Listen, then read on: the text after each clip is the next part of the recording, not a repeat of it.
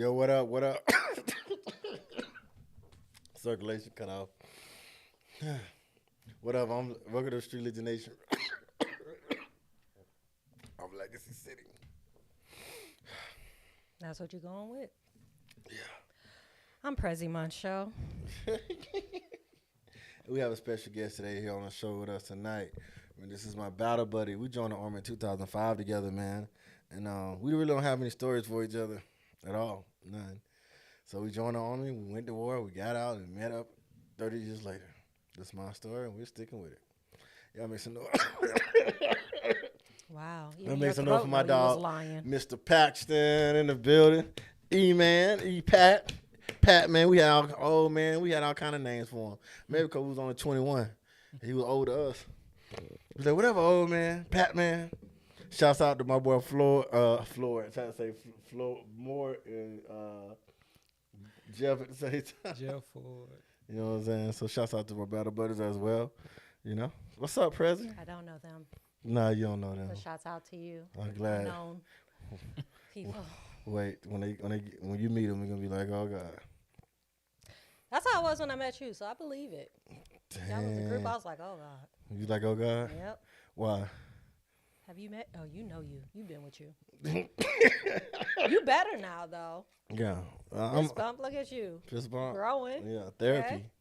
Therapy. Shout out to Legacy City's therapist. We have Malcolm X, Martin Luther King, and then his therapist. In that order. In that order. Hey, I think therapy is very, very important because I mean, mental illness. It ain't a mental illness until somebody like shoots up something, and then that's their go to a mental illness. You know what I'm saying? So that's how I feel. Yeah. But shouts out to my therapist. You know what I'm saying? Out of Kentucky, Louisville. Kentucky. Yeah, my therapist in Kentucky. I might want to take that back. What? Kentucky. Where your therapist at? We go to Kentucky. Where your therapist from? What's Kentucky known for? Same thing your therapist from. What's your therapist? I said, what is Kentucky? Sir, what is Kentucky? Muhammad Ali, Louisville Bats. You know, Muhammad Ali's aunt was my pastor. Oh yeah, you was. Sister So I Ali. knew you was a Muslim. Sister Ali was my pastor. Sister Ali in a Christian church. No, in New York, in her house. I'm dead serious. She lived in New York. He paid for her house, and we would have church and Bible study at her house. She would give us little juice boxes and snacks. She had pictures of him, and he would come and visit her and stuff. Yeah, but where your I don't know her business like that. your therapist? I don't like to get in people's business. You know exactly where your therapist As long from. as you help me, that's all that I care about. Yeah. You can help me and then do whatever. You can snort coke after you done Your helping me. As therapist long black. as you help me. Your therapist black. Yes. Okay. I She bought support the black coach? therapy. Yes, No. she is. Yes, very much bet. so. Yeah, all right. She's just like, as black women. I was like, yes, ma'am. Then she goes home and sleep with her white husband. No, she does not have a white husband. Why are you in my therapist's business? Where's she from? Kentucky. Yeah. Anyway. That's where all the good therapists are in Kentucky. Yeah, they are, because they're real. And they coach it. You know what I'm saying? They coach it. Any therapists in Memphis, Tennessee? Yeah, I'm pretty sure it is. Oh, Yeah, I'm Tennessee. pretty sure it's some therapy. I be a chicken and she bad mother lover. Yeah, the Memphis joke. That's what they call it. I hope it don't look like that. Nah, it look better. It don't look like that. It look better. It look better when I don't have a stomach ache. You know what I'm saying? Fuck around and do one of the Memphis joke and run up out here to the bathroom. Yeah, dang. So listen, let's just dive in. We talking about mental health though, for real. You have a therapist? Yes, You are a I do. therapist? I actually do. You got a therapist for real? Yeah, I do. I've been here with I 3 do days. through the You VA. Yeah, through the VA. You went to the man. VA? Oh, you Yeah, I go through the VA. Yeah. So yeah. That's a, Yeah. Took a lot to get that, but yeah. Oh, yeah? Yeah. Do they look like us? Oh no, not this one. No, this one don't look anything like her. This one actually Asian lady. Yeah. So yeah. So how many did you have to go through to get to where you are with this one? Ooh. This might be my fourth or fifth one. And but yeah, my fourth or fifth one, but it took a minute. I think the big piece was it took a minute for me to actually be willing to get counseling and undergo counseling.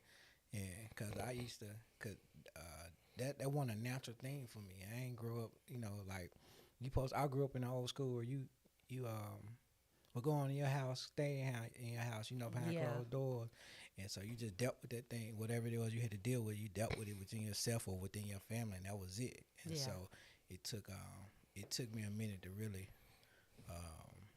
realize I needed counseling, but that didn't come about until like after the military and all that. But come find out that I had some stuff that I carry into my adulthood with me from my childhood. So yeah, and it's been a process. Finding a counselor, therapist to know how to gently open that wound up, that wound, and then know how to close it, and also but still hold me accountable. It took some time, because I went through something that'll open that wound up, and then they'll just leave. Okay, next session, and then I'm like, I'm left with a whole volcano ready to explode, and didn't know how to deal with it, and I was trying to fight to make sure I didn't let it just cause havoc. So yeah, and that's a little bit too much about me. No, because I mean, the stuff we talk about, like with me, like you know what I'm saying. First of all, like you way better. You better than me. Hats off to you. Like I'm not getting no. I just feel like maybe just here, but I just feel like the VA don't take care of it. I don't know what's going on. All of a sudden, I just feel like the VA don't take care of soldiers out here or care to match them up with. I just need somebody that been through what I've been through. It's equivalent to if Jesus haven't been through what he been through, he won't have no following. What you gonna tell me if you never been in war? You know what I'm saying? Any shape, form, or fashion. You know what I'm saying? I know people be like, well, it don't matter what race and different things of that nature. But, I mean, when it comes to, the outside culture, I just feel like those therapists just wouldn't understand. And I just feel like the VA going to take care of the home team before they take care of the soldier. Or a Navyman or a Marine or Air Forceman. You know what I mean? You said the VA is not or is not going to take care of it? It's not. They're going to take care of the big Army or the big Marines. They're going to take care of the big military more than they do, I think, the soldiers that are claiming they have these problems. So I just prefer to have an outside source that will be biased and not trying to protect the home team.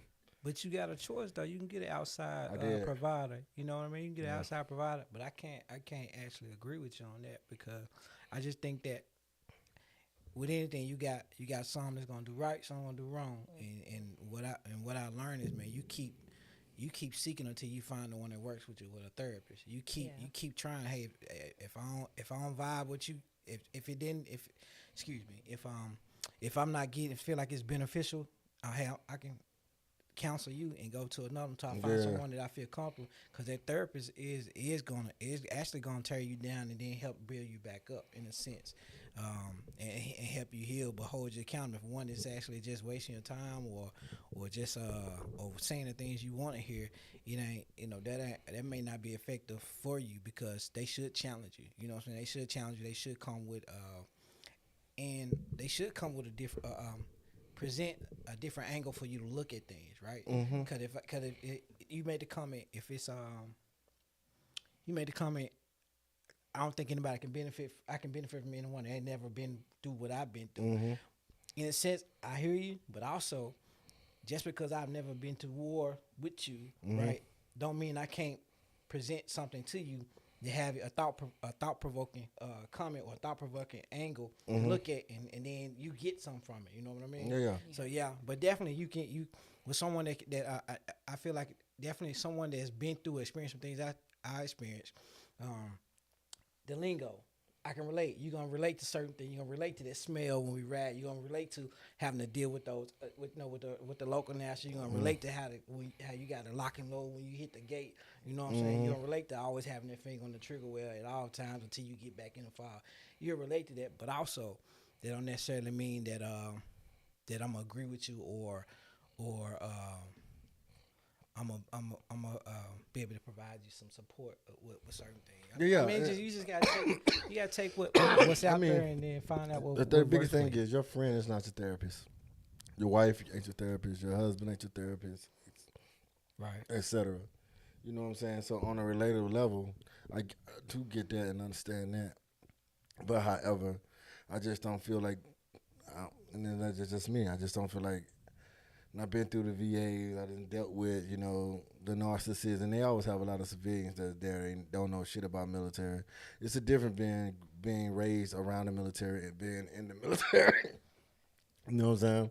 So like what I said with my therapy, yes, there's a black man, retired Navy. You know what I'm saying? Rough childhood, but right now he's one of the top in his in this company.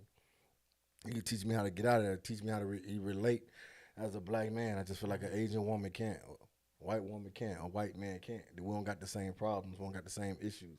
Their problems and issues get a pass where ours get us executed. You know what I'm saying? That's just how I feel at the end of the day when it comes to that, and just understanding that there's no room. How do you make room for you to be emotional, fragile to heal? You know what I'm saying? So I mean, I found one that fit me perfectly and then don't hold no punches either. You know what I'm saying? So, but just not with that VA. But I won't stop nobody from going to the VA. If you need help and therapy, go see somebody. It's right there. It's I mean, it's a lot of red tape, but go there. To each his own. To each his own. You know what I mean?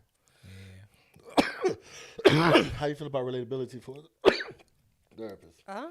For me, same as you, I had to go through several therapists before I found the one that fits with me, that one listens to me, that are not trying to document. And it's crazy because this is my fourth therapist, and this is the one that actually listened to me and be like, has anyone ever brought this up to you? Has anyone? I'm like, no. And she's just like, this is what matches this. This is what you are. And none of the other ones have ever said that. So I'm like, that to me is relatable because you're actually hearing me. You're actually helping me work through things. And it's not, okay, so we're just going to leave it here. And then next week, or I just talk and you just write it down and then that's it. Like, I don't have anything to go off of.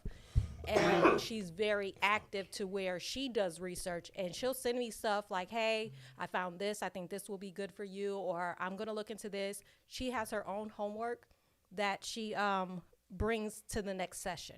Like, okay, you mentioned this, so I looked up a bunch of this and here what you got and stuff like that. So I'm like, that has been helpful to me. And like having to, with finding the right one. Now, I mean, our lives don't match up, which is like fine because some of the things that I've, went through and stuff, she just like, she doesn't know about, but she's like, you do know that's not normal. Like it seems normal to you because it's what you know and it's what people around you know, but that's not normal. Like, and understanding what childhood trauma is and understanding what breaking generational things are, because we pass things down as a community because that's how we were raised. Like, that's the way you do things. That's the way you do things. Passed down Democrats and religion. Yes. Like, look at all the things and look at all the people in our generation now that's having to be in therapy to undo childhood. Yeah. But if we weren't in therapy undoing childhood, we would be doing the same thing with our children. Then our children will have to go to therapy and just be like, oh, they've been doing this for generations because that's what we thought was normal. But it's like, it's crazy. Those things aren't normal. Yeah, definitely. And I definitely completely agree with you on that. Jamil Gordon, VA damn sure ain't taking care of me. My therapist I was going to was crazy in hell and seemed like I was his fucking therapist. Civilians at the VA ain't worth it. Retired Navy Federal, retired Navy man. Yeah, he needs to be in therapy. I hope you're still going, Christopher, because you should be there. Dean calling about his government. You got good and bad people, man, and then also there's a part that shouldn't be, but as an adult, we gotta handle. No one's gonna handle your business for you like you. Yeah, of course. So with that being said, there's that follow up, there's that documentation, there's that being persistent and making sure it's done. And if this avenue or this individual ain't getting it, hey, you got somebody above you that you accountable for. Let me follow the process and let them know and just hold them accountable, because at the end of the day, I gotta look out for me and get what's best for me. Now, do I think that the system can be improved? Yeah, because it's a lot of things that a lot of veterans, it's a lot of resources or a lot of disabilities or things that veterans that are out there that veterans are eligible for, but it's not publicized. You're not educated. But again, so there should be some readily available information that's given to veterans or service members that's getting out the military, but it's not. But again, nobody looks out for you like you, so you got to get out there and educate yourself, do your research and whatnot. And but hopefully those individuals. But again, not all of those VA reps or whatnot are the same. You can't bunch them all together. You got some out there that's really handling their business, really advocating for veterans. That's really breaking their back to make sure each of these veterans are set up for success. So just don't. I just cautious. Don't bunch them all in one. I just feel like, and I dig that. And sometimes I be like, I don't know what's going on. It's just weird. When it comes to that, you got to take accountability and make sure you're good. Because I learned the hard way. You got out after your first term, correct? Yeah. So, but now, you finish your contract. I went on and did 6 more years after that. And even going through ACAP, what's it called? Back then it was ACAP. It was ACAP. Yeah. Damn, don't put the age out there, brother. My fault. No, what's it called now? I think TAP, some like TAP program or something. Prezzie little sleek. She like did the pick at the poke in the back. She's they talking about back then. Like, what it was called. I'm glad to be alive. I ain't tripping at all. Prezzie sleek. When I was like, I ain't had the headphones on. I can use the catcher, but that's all I'm like, oh, that's what we doing? But back when I got out, they had to go through ASCAP, but it was just to check the blocks and a lot of shit I didn't know about employment and not having a percentage that would lead to you not getting a DOD job or a WG job or what else? Was it a GS job? So these different things, like, oh, damn. You know what I'm saying? Which worked out in the end for me anyway, because like I knew like after this grip right here, I ain't working for nobody else. You know what I'm saying? Either I'm going to sink or drown. You know what I'm saying? I'm going to sink or drown, but I'm going to get enough. I'm going to get enough to make sure the family good, Melanie good, all my needs are taken care of. And everything I want, I'm going to go hustle for it. Because your want are not essential, right? Right? In certain cases. Yeah. But, the things I need, water, Melanie need this, that, I'm going to make sure she's good. And everything else I go. I think the biggest problem that I had was, Jesus Christ, I didn't realize that I had wounds that healed, but they was infected.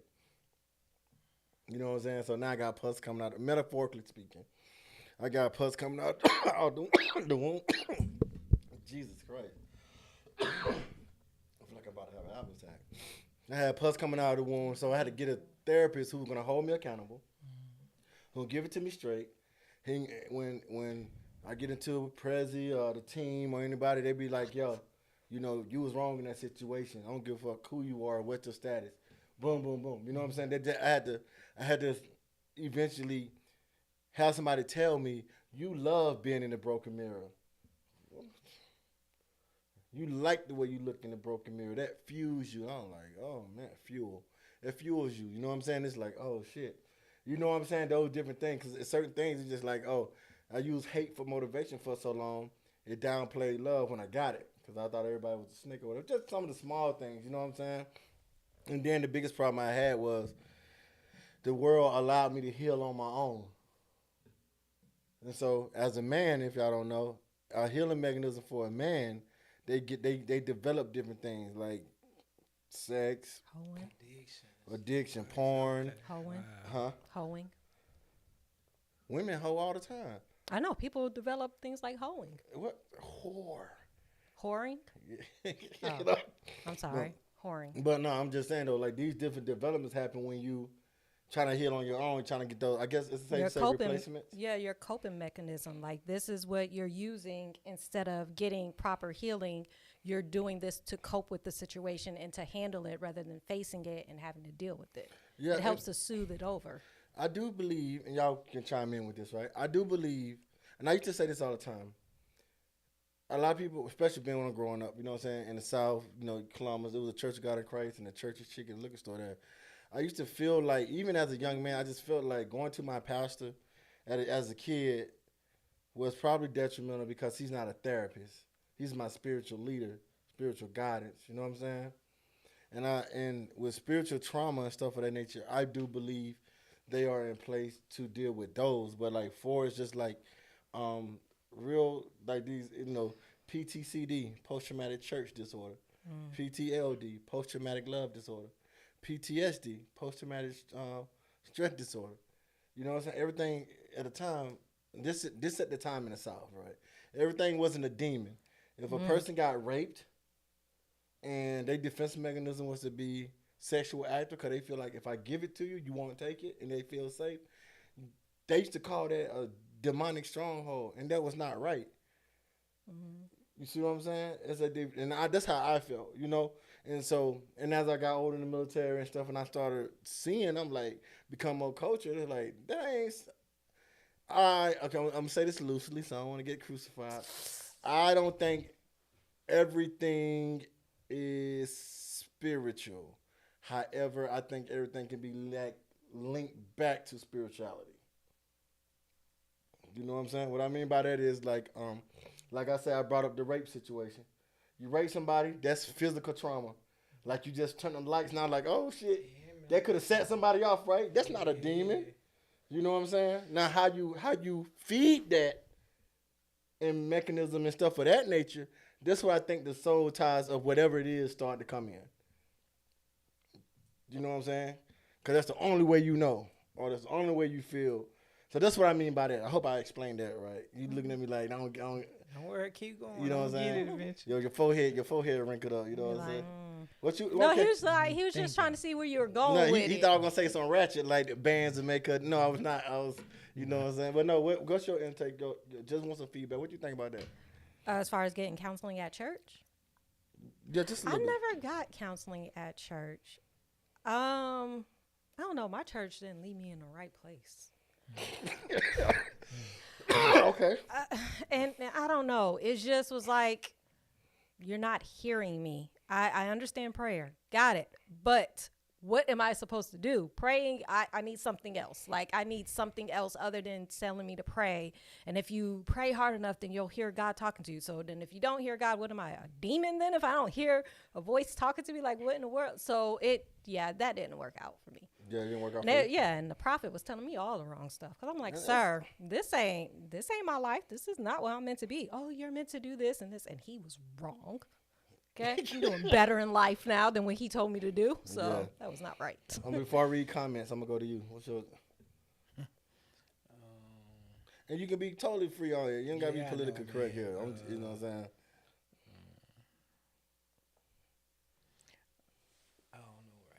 You don't know right now? Your face was fine. I thought you were ready for smoke. I mean, you know what I'm saying? No, well, because he didn't know where you were going. I think,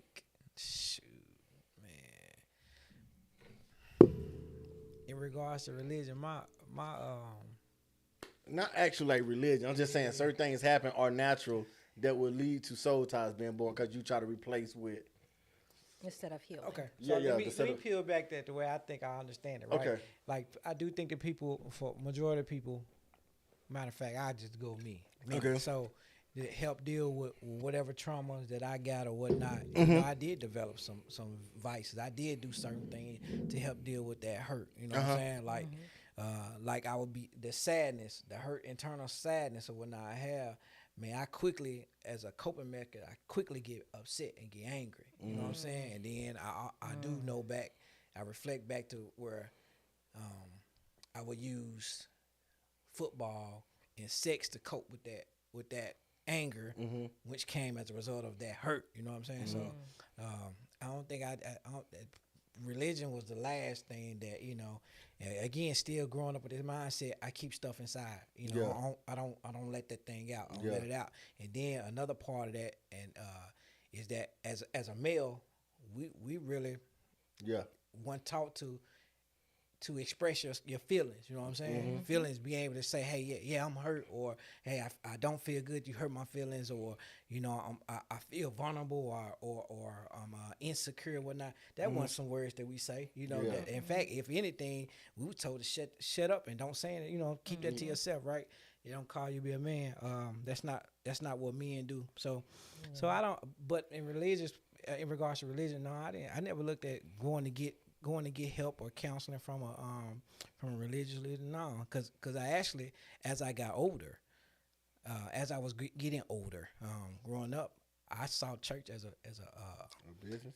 No, I saw church as a daggum front, like a front. Like people go there and they act. You know, they go there to act, and it's a dog and pony show. So I never seen. But some people, that's what they do. That's what they believe. They believe that, hey, everything is at the church. I need to go to my pastor. I need to go to my whoever it is that is, and because my faith is so strong in whoever I believe, then that's my leader. Then my leader is going to be able to provide me what I need and give me that guidance. You know, so, but that ain't my upbringing. That ain't how I view it. And I'm just clear. I'm not tearing the church down. I'm saying this. I'm just simply just pointing out some things that, like, I just saw and I grew up and I was like, Jesus, I don't feel like this is gonna work for me at one time, because some things, you know, quote unquote, wasn't the devil I wanted to do, because it helped me feel good for the moment. I was a temporary heaven surrounded by hell. You see what I'm saying? I'm old enough to admit that now. It's like the same people I was rapping about and rapping against, I was living like at one time in my life. Sunday I gave a testimony of, like, I've been that guy to rock the house, bring people to tears, the altar call for, but I would have left the church hellbound. You know what I'm saying? So what I'm saying is, like, certain things it will eventually lead to soul ties, I believe, because those mechanisms becomes that feel good, that safe space, regardless of whatever it is. You know what I'm saying? So do you think there's all soul ties are bad? Soul ties are the bad? I ain't gonna lie to you. I've been here 38 years. I haven't heard nobody tell me one good soul tie. Pastor McIntyre, if there's some good soul ties, if you're online, if there's some good soul ties, let me go to the comments. I'm gonna see what's up there. Oh shit, okay. Call me Christopher again, Prezzie. Yo, that curtain in the back is fire as fuck though. Appreciate it, brother. You need a bottle of water, my G. Yeah, man. My dude, my baby mama look like a broken mirror with her. I gotta start pre-rooting your stuff. He said, wow, true. I'm going, an open door can lead to anything. Okay, I'm not knocking that. You know what I'm saying? Huh? Like you said, heal. Yeah, like you said, heal. True. You should have brought me in for this. I got you next Wednesday. We'll sit down. We'll continue this next Wednesday. Are you available 8:00 Wednesday? Let me know.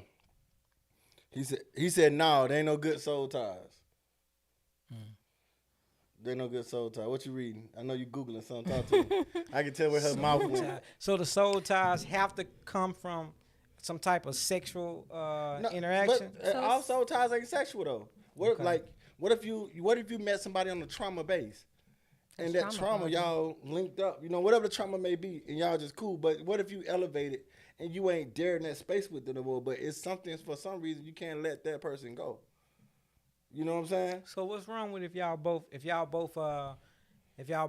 your intention was pure, y'all both held each other accountable, but y'all always looked out for each other. You know, are we talking? Does it include being sexual, or are we just talking about a bond being made? A bond being made, which is a soul tie, right? Yes. Because you just said all soul ties don't have to be sexual in nature. No, right? I don't think so. I don't know if that law, but I personally don't think. But I have been in a situation where I was trauma linked to somebody because some shit happened. Trauma bonding, right? And so, but when I elevated, I just wasn't in that place to be in a pity party with you anymore. You know, I don't mean any harm, but I just, but at the same time, if we clash, it's like that separation was so hard, and I found myself back in the same arena where I don't want to be in, right? So that's what I'm saying, and it don't have to be sexual. It's just like, I guess you don't know it until it's time to separate.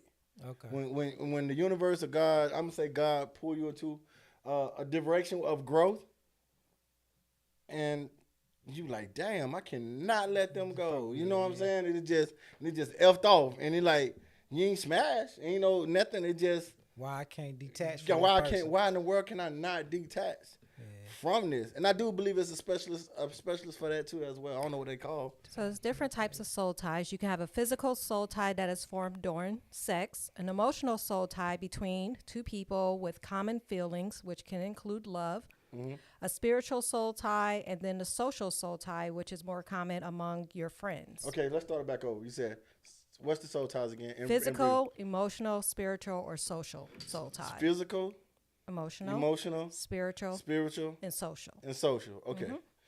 And it said that there can be good soul ties. It is possible for two people to have a soul tie that is a strong and healthy relationship.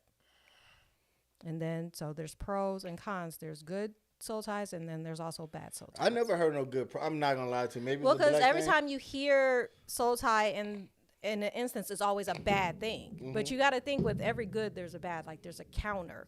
So it's bad. So soul ties can't stand on its own. Just like it shit just bad. I mean, what do you know that's just strictly bad? Like there's usually like when you have sin, there's doing good. Like there's always a counterbalance to. Well, I know joy stands by itself. But there's an opposite. It was what I'm saying. Oh, okay, gotcha. Okay. Yeah.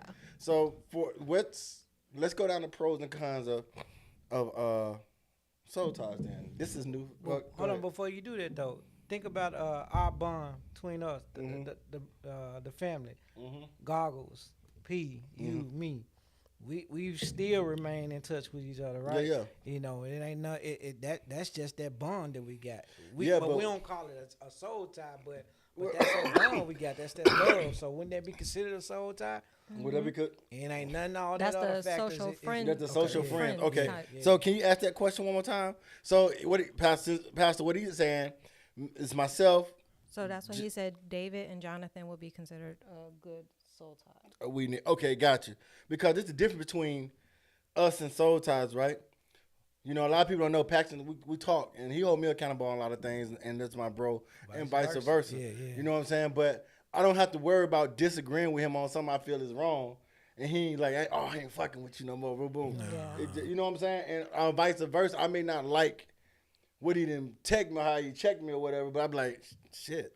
Same thing with Moore. Same thing with Ford. You know what I'm saying? So those things, but he said they were tight knit, so it's not considered a soul tie. Even though that's not considered a soul tie. Are we just gonna say like, all right, here's it's not a joke, but here's one example. Me and you got the same addiction. Just say we alcoholics, right? Hey. You wanna.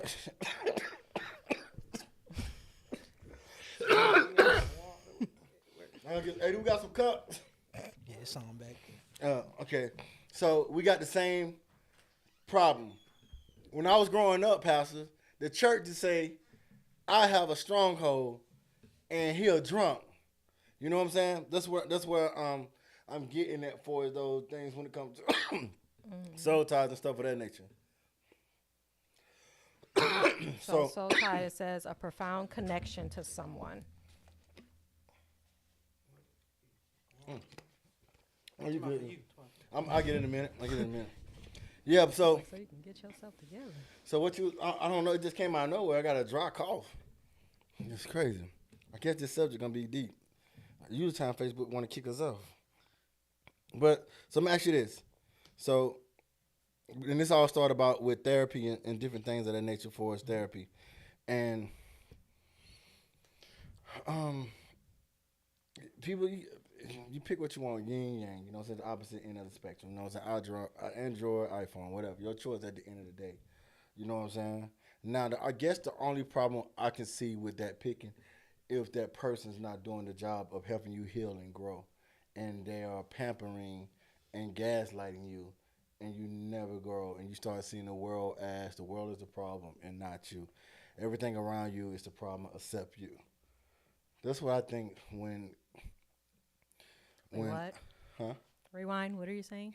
That's the only time I think it's a problem when it comes to like therapies and different things. Okay. Is when a therapist is not holding you accountable, and they're pulling your victim card. They're gaslighting your victim card, even though you could have did somebody wrong or whatever, you know what I'm saying? And it's not you, it's them.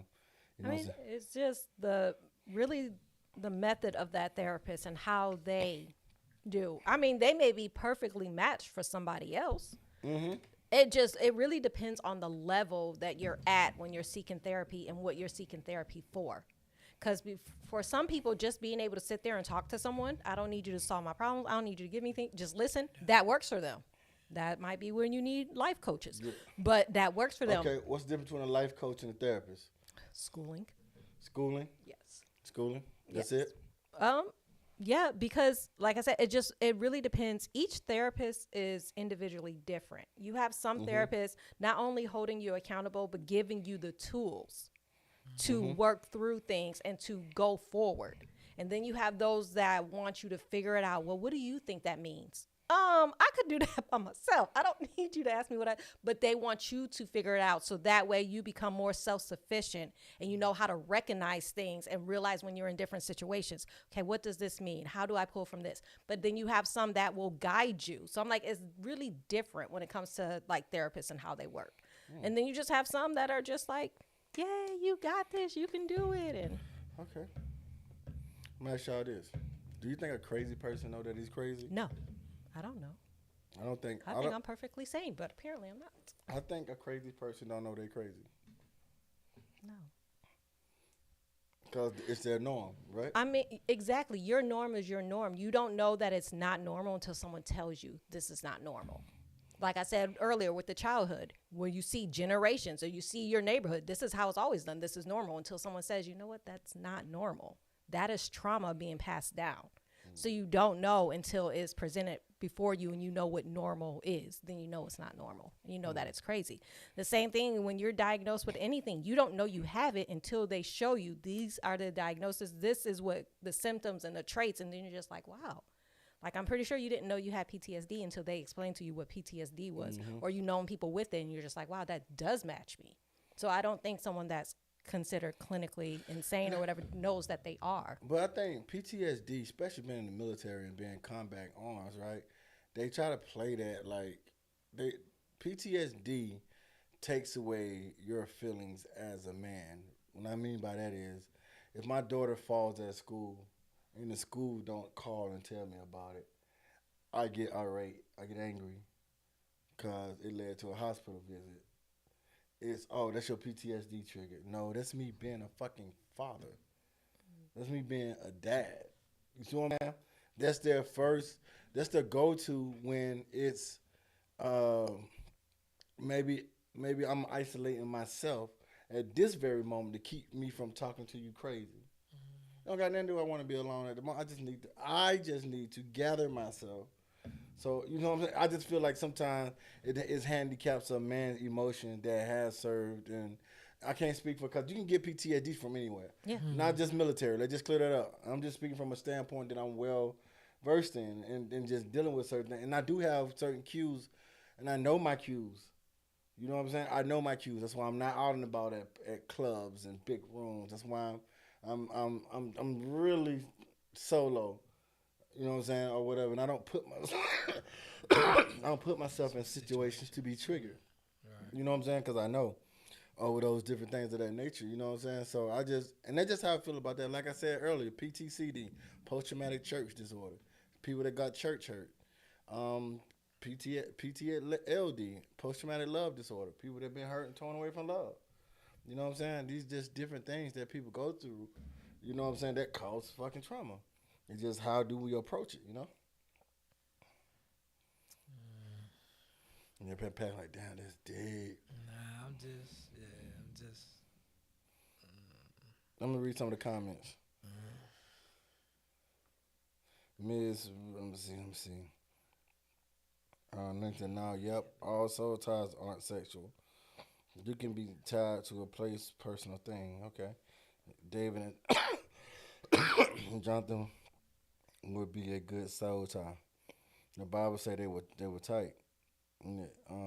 Miss Rice, how you doing? When we nut up on people for them doing stupid shit, then we are labeled as crazy. It depends how you do it. You got that right. call me so you will keep. I don't know that sentence mean. But so with that being said, here we go, therapies and soul ties. And what's up? Nah, I just think for us, I guess for our race, man, or upbringing, we just counseling was something that they was pushed, and we'll say in my family, counseling was something that was pushed, man. It was taboo. But it was taboo.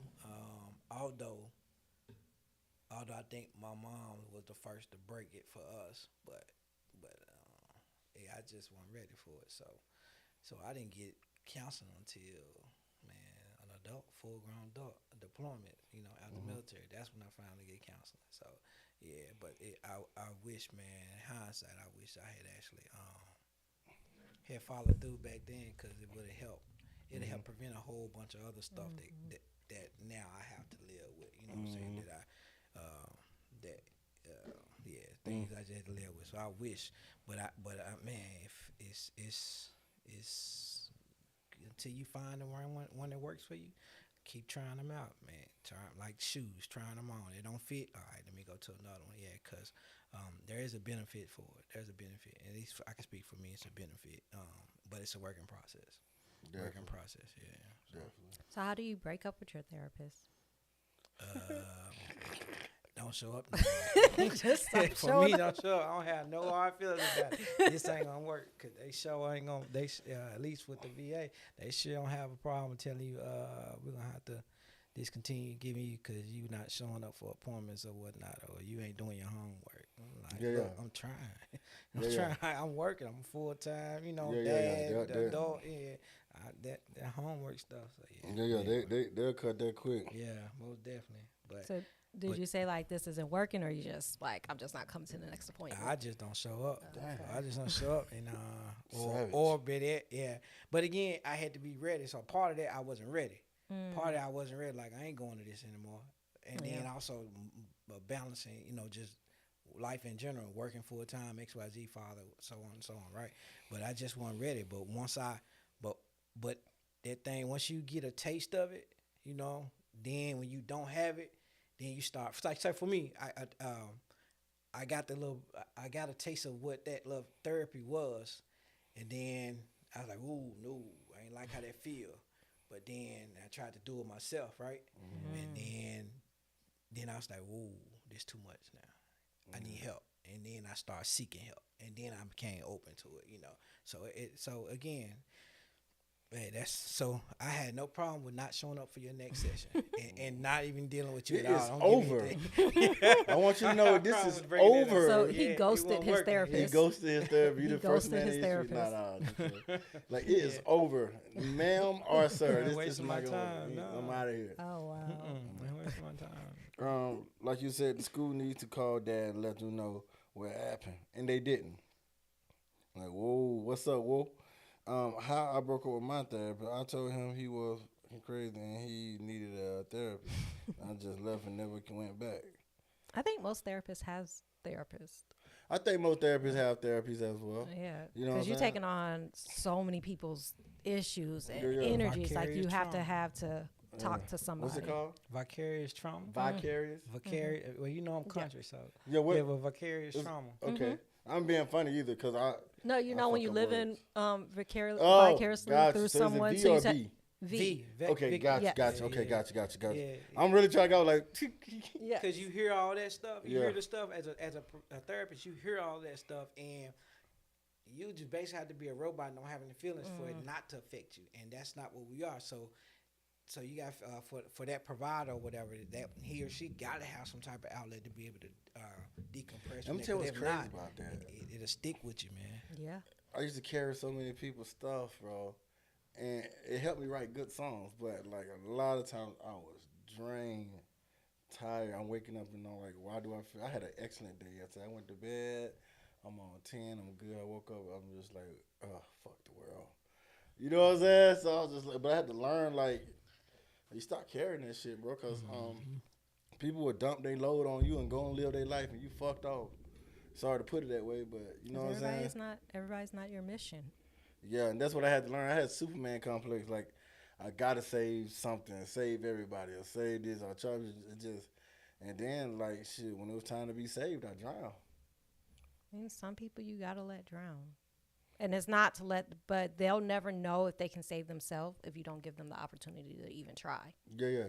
If they know, okay, this is starting to get hectic, let me call Superman, and then you swoop in. They never know if it's something they're able to do on their own. Yeah. And and that's where I and I'm not change over, right?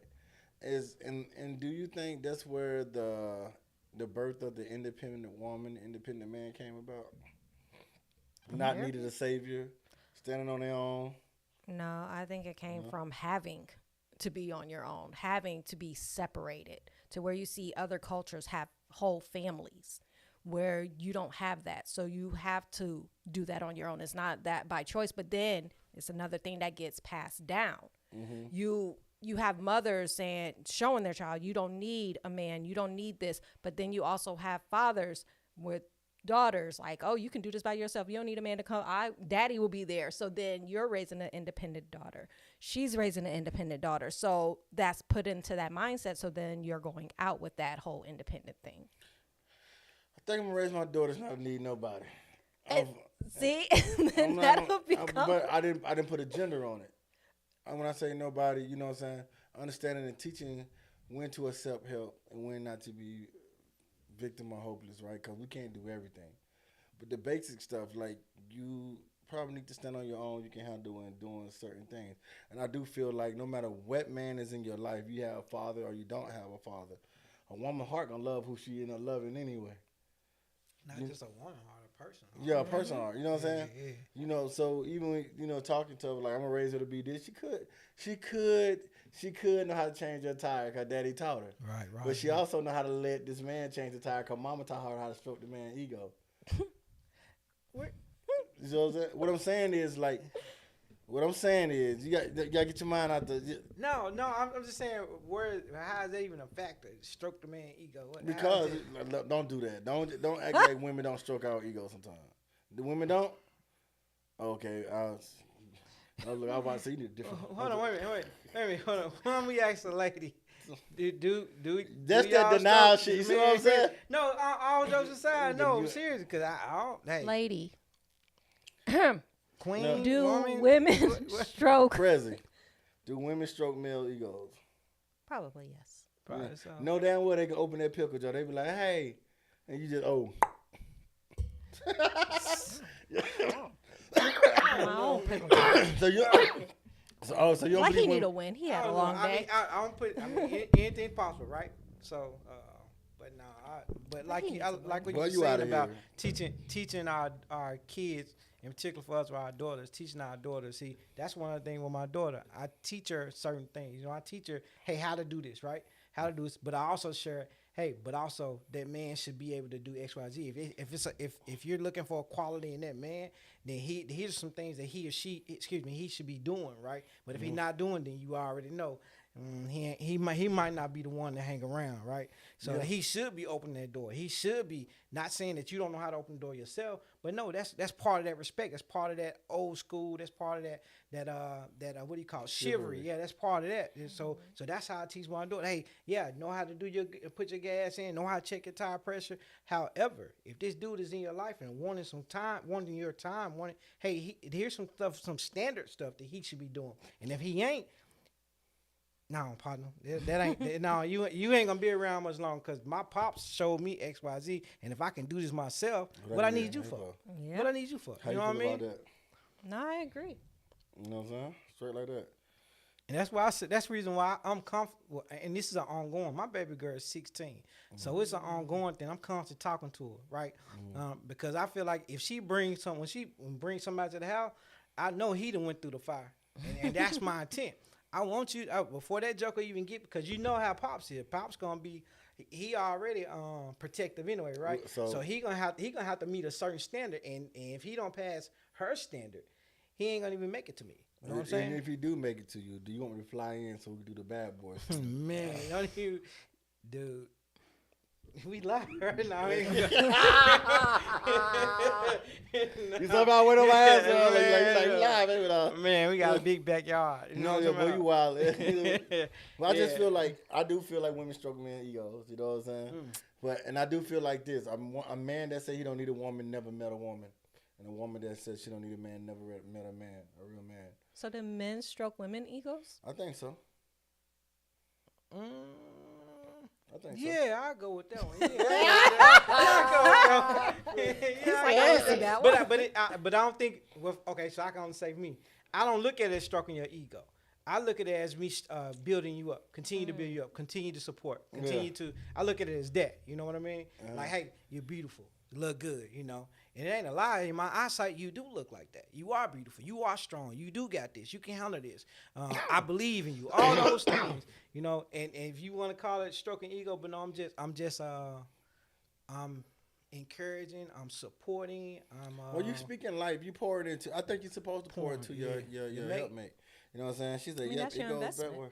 Huh? That's your investment. Ooh. Well, definitely. What you mean your investment?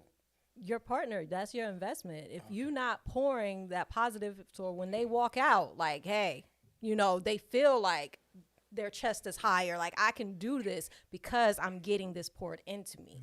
You invested into them. You're investing not just, you know, dreams and stuff like that, but you're investing into their day-to-day being able to handle things. So you should be like, hey, you got this.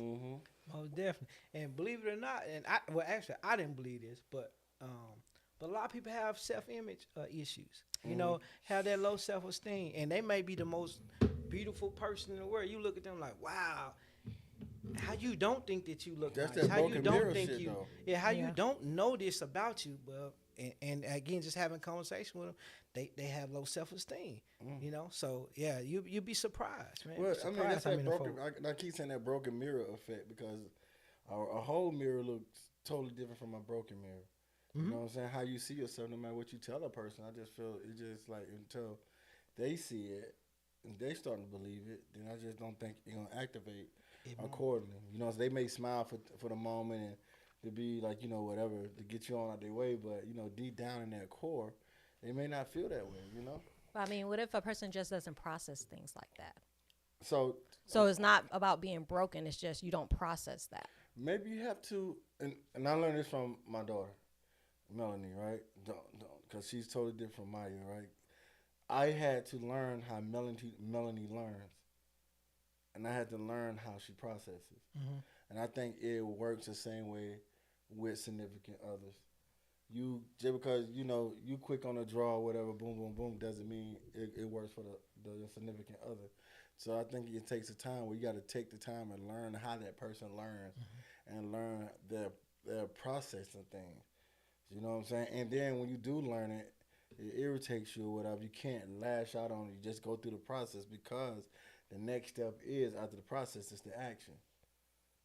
You know what I'm saying? You just have to learn how that person learned. Learn how that person processed. We take time to learn anything else we find interesting I want to. You know what I'm saying?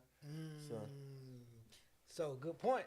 Because nowadays, nowadays everything's instant, right? So the question is, do you think that we as a generation are actually taking time to learn the other person, to learn our mates, to learn our mates? We go with mates. Because when you said instant, it is you can be seeking attention and not get it from the person you with, but you could put up a picture and get so many likes, so many hearts, so many heart eyes, and it's just like, oh, I got that boost because it's that instant gratification.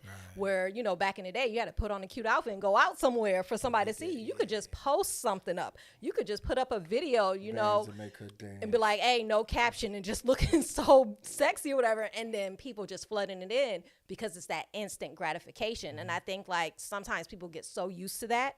When you're not getting that exact feedback, you're just like, hey, what's going on here? Like, you're used to getting that and being able to put it out there like that.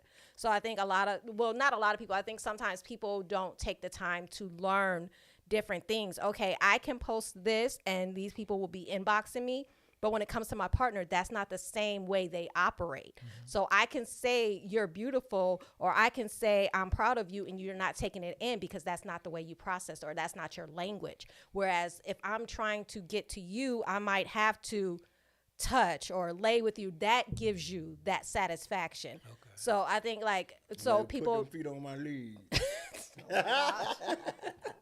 So I think that comes into play. I think that he like to put his feet on his little. I made a joke. He like, nah. He whispered too, so you so stupid. That's a telltale sign that he like feet on his legs. He's like, why you telling my business? No, go ahead, Prezzie. Wait a minute, what? So love language. He said, why you so telling in his other business?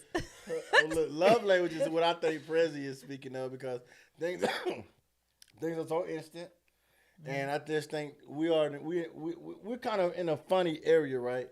Because we in that area where, you know what I'm saying, you remember, if you remember the black floppy disk.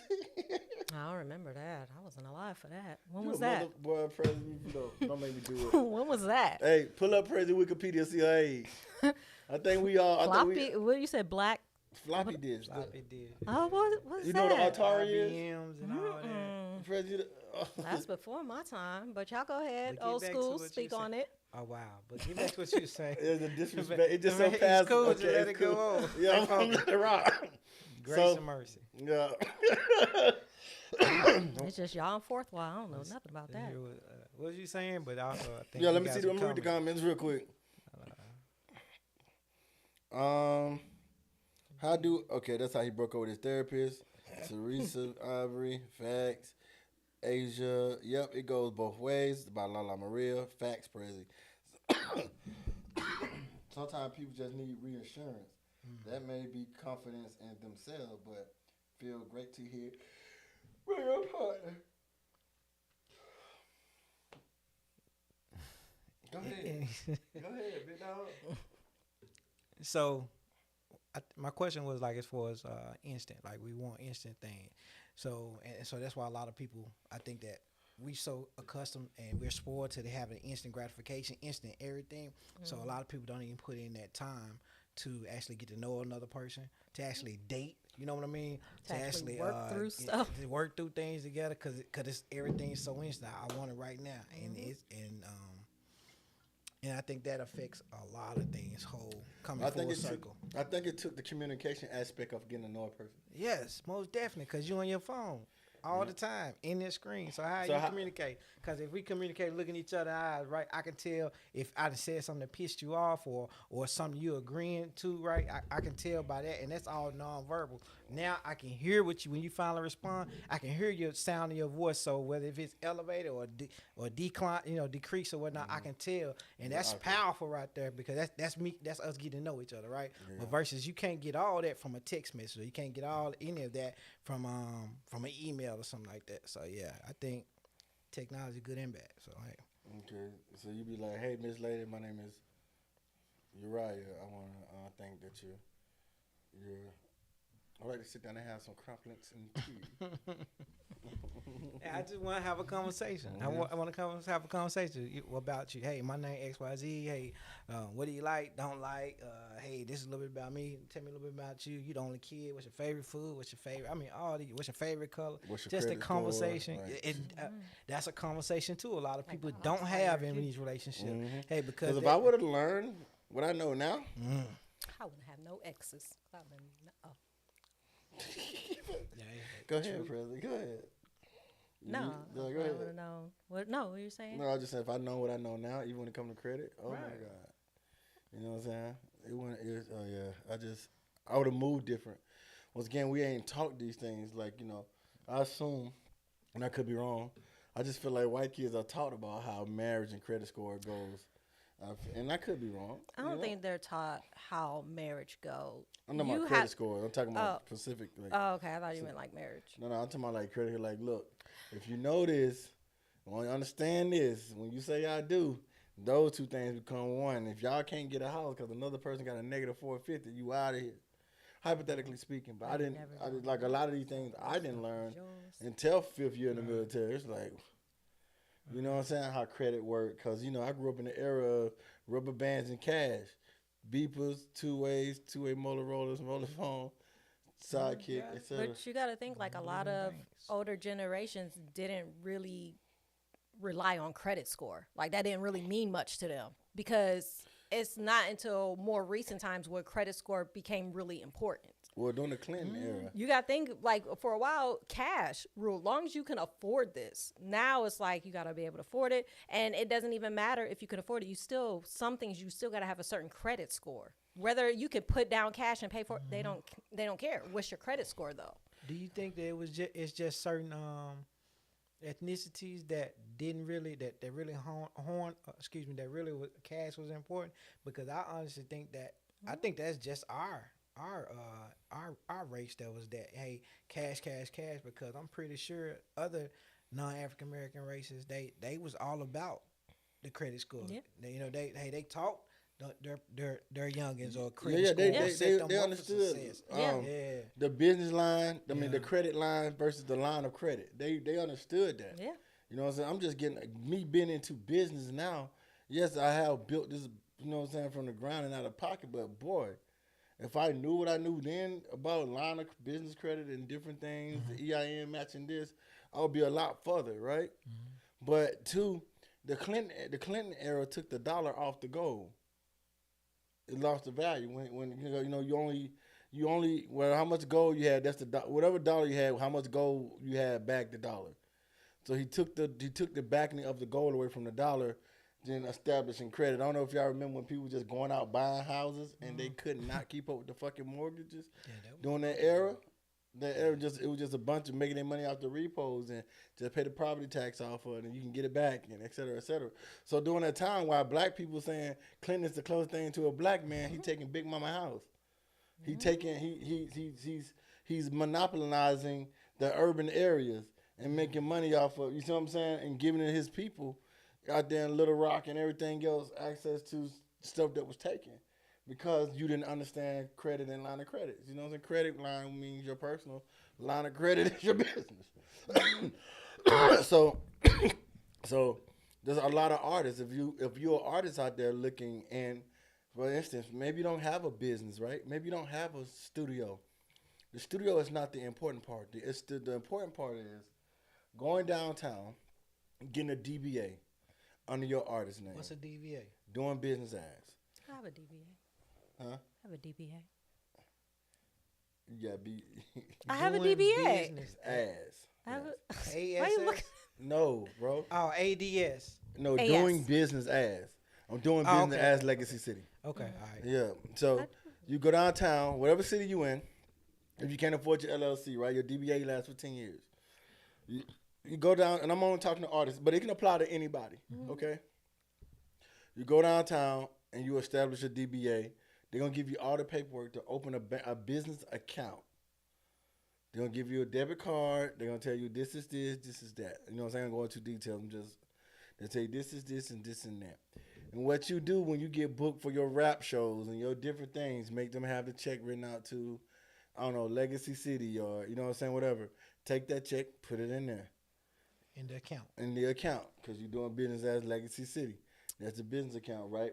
And so you're making transactions out of that. So Legacy City needs a new wardrobe for this particular gala. So now he's going to get him a 3-piece suit. Guess what it's under? My business account. So all your stuff is being monitored and taken care of, and you're building that line of credit. So when you're ready to be like, oh, I got that big single, the bank will give you a big amount of money. It takes $250,000 to make a single pop in the United States. There you go. You done took that $250,000 and put it behind that single and radio station and play of that nature. Boom. Now you didn't pay. You didn't went on tour, got big, whatever the situation may be, and put that money back into the bank. Now your business line of credit is now, it was $250,000. Now you at $500,000, and you can go do this at multiple banks. We just not taught that. You just gotta remember when you file your taxes, you gotta include that under your Social Security number. Yeah, so you putting that on there, but if you do it under the business, and you no, I'm saying with a DBA, you have to file. It's under your. Yes, it is, and but you can go and get an EIN for your DBA. Yes, and you can take that, DBA off your social. Yes, and use it for your EIN. Yep. And this is how Trump is able not to pay Because they keep asking Donald Trump. They did get it. He going down, man. Okay. Yes, they did. Like he overinflate his businesses. That's how he was able to obtain loans, by saying it was worth more than it actually was. And instead of like a single business, he was combining. No, you can't do that. Yeah, Listen, exactly. So that's don't do that. Listen, I'm not telling you to do that. I'm telling you, when you're going and doing these business loans, because right now you're building equity. And then, so once you start building equity and and their cash flow going back and forth, and they see the business, keep in mind, you don't got no record company, you ain't doing this, you just as an artist. And so these are one of the methods that the artist Russ talks about. So anytime he didn't build his platform, he ain't spending his own money. The rich stay rich by spending other people's money. That's what I want to do. I'm going to spend other people's money. I'm tired of spending my own. Okay. It's not working out. Because then my bank account go down when I spend my own money. I want to know that. Like, how do I spend somebody else's money? So, how you spend other people's money. So, you got liquidations and you got networks. Now, how I do it without doing that. Prezzie, I'm not doing this live. On a different method. But no, on the business side though, like those different things of that nature, you know what I'm saying?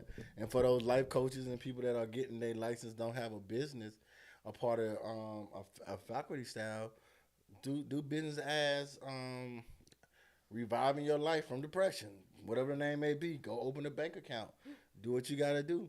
Start getting your office, get your line of credit and stuff going, get stuff for your office and different things of that nature to build your line of credit up. So that way you are able to buy those Rolls Royces and those Benz and all those different things up under your business credit name. I would suggest that I would get a Honda Civic or a Volvo because they're hard to tab up, or even a Toyota.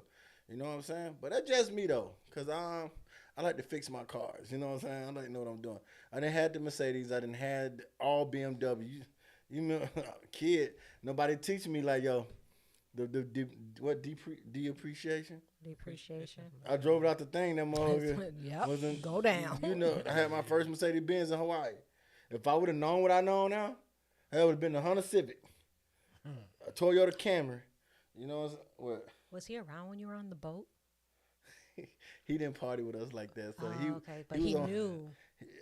You wasn't there when I shot that music video on the boat. He was at home with the strippers. Oh, good for you, cause he knew about it, but he wasn't dude. there, right? You remember me shooting that video on the boat with the strippers? Oh, good.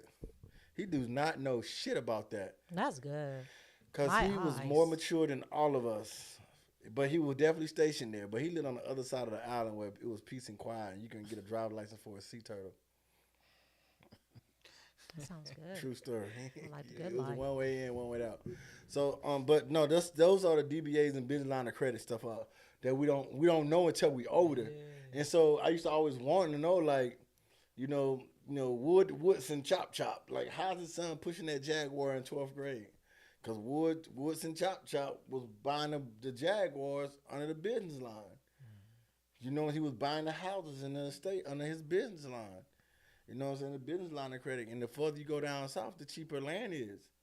You know what I'm saying? So that's just things we didn't know about growing up. And so for any artists that got any question about DBAs and business line of credit and stuff like that, and you're probably asking me, why you ain't do it? Then he just heard me at 15 minutes. I said I ain't know anything about it.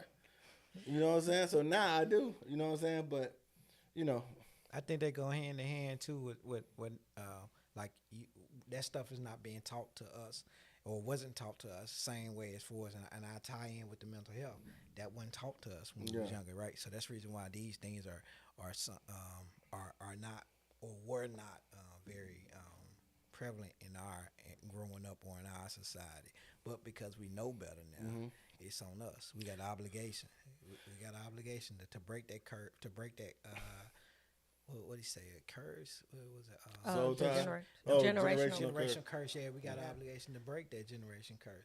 There's no reason why our kids should grow up financially illiterate, right? Yeah. So because we know a little bit more now, so we need to teach them. We need to set that tone, and they. I'm scared of these kids, man. And teaching them how to handle their emotions. Like I see so many videos of little kids being able to, they're like. Express their emotions. I'm feeling hurt because of this. This makes me sad. Where when I was younger, I was not allowed to say like that. Get your sad ass out of Exactly. Like, I seen this TikTok going around. It's like, oh, with our parents, they would be like, oh, you better go depress them dishes. Like, you weren't able to say, I'm feeling. Yeah, I got depressed. Right. No, you're right. You weren't able to say that. You weren't able to just like, I know for me, I couldn't just go sit in my room because I don't want to deal. I just want to go sit in my room. It's like, whoa, well, you got an attitude with this. My daughter, like, she, needs her time to just calm down. Yeah, go sit in your room. Can I close my door? Yeah, close your door. Like, you're entitled to your privacy. I didn't have that. Of course, I also had to share a room with siblings, but I didn't have to where I could just have my moment for me and let me learn how to manage. I didn't have the chance to learn how to manage my emotions. Okay, we all grew up in the same era. I graduated in 2003. You know what I'm saying? You graduated. You probably graduated when Pop died. 97. Dude. Yeah, Biggie just died. What he just I graduated in 2010. You graduated when? 2010. Man, I'm so sick of it. But go on. You graduated? So we're about the same, around-ish. You graduated when?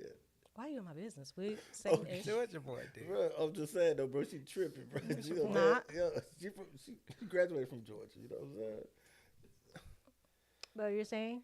Yeah, what's your... Nah, but hey, don't be whose side you on. Mine, clearly. Yeah, he's the truth. In the middle of the truth. So look, check this out, right? We talking about, so just say what I'm getting at pretty much. The way you was raised, right? Keep everything that you said. The way I was raised, right? Is I was raised hard work. Cause so my stepfather, who I love, get me wrong, you know what I'm saying? He'll trip, but who I love dearly, right? And I mean this respectfully. I knew he loved my mom.